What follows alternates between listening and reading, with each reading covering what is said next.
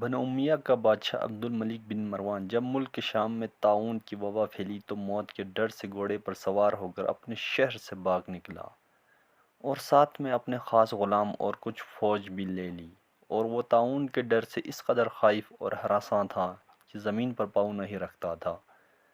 بلکہ گھوڑے کی پشت پر سوتا تھا۔ دوران سفر ایک رات اس کو نیند نہیں آئی، تو اس نے اپنے غلام سے کہا کہ تم مجھے کوئی قصہ سناؤ۔ تو ہوشیار غلام نے بادشاہ کو نصیحت کرنے کا موقع پا کر یہ قصہ سنایا کہ ایک لومڑی اپنی جان کی حفاظت کے لیے ایک شیر کی خدمت گزاری کیا کرتی تھی، تو کوئی درندہ شیر کی ہیبت کی وجہ سے لومڑی کی طرف دیکھ نہیں سکتا تھا، اور لومڑی نہایت ہی بے خوفی اور اطمینان سے شیر کے ساتھ زندگی بسر کرتی تھی۔ اچانک ایک دن ایک عقاب لومڑی پر جھپٹا تو لومڑی بھاگ کر شیر کے پاس چلی گئی، اور شیر نے اس کو اپنی پیٹھ پر بٹھا لیا۔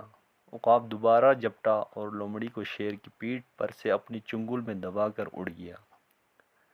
لومڑی چلا چلا کر شیر سے فریاد کرنے لگی تو شیر نے کہا، اے لومڑی، میں زمین پر رہنے والی درندوں سے تیری حفاظت کر سکتا ہوں، لیکن آسمان کی طرف سے حملہ کرنے والوں سے میں تجھے نہیں بچا سکتا۔ یہ قصہ سن کر عبد الملک بادشاہ کو بڑی عبرت حاصل ہوئی،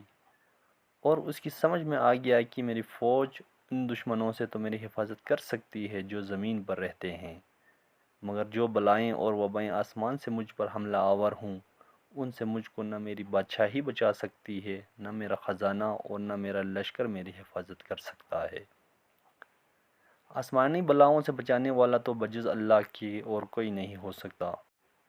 یہ سوچ کر عبد الملک بادشاہ کے دل سے طاعون کا خوف جاتا رہا، اور وہ رضائے الہی پر راضی رہ کر سکون و اطمینان کے ساتھ اپنی شاہی محل میں رہنے لگا۔